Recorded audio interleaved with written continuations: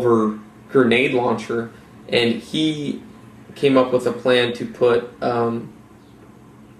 cheese puffs, which are training practice rounds in there. So you shoot a training practice round at a vehicle, it's just going to put orange dust on them.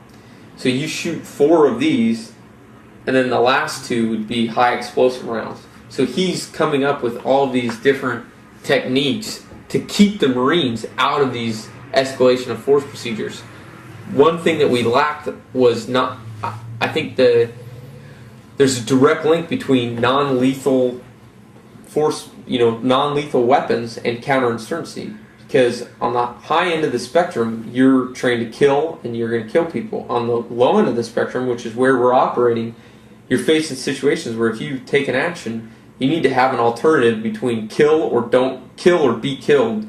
You need some gray area, and we weren't given the non-lethal tools that I think we needed. Sergeant Mahee was making this stuff up as he went.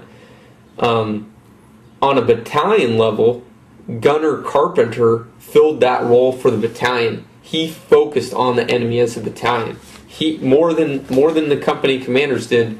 Gunner Carpenter really filled another role, doing the same thing. He was kind of Sergeant Mahee's chain of command, giving him advice. And those two men together have more combat experience than anybody in the Iraq War, because between the two of them, they have 8 deployments to Iraq.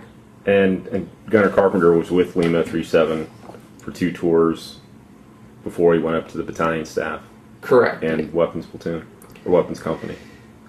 Sergeant Belmont filled the role of intelligence OIC, and in a rifle company task organization, there was not an intel cell. You'd take all your information, you'd pass it up. This is very, fighting the Russian Cold War model of intelligence.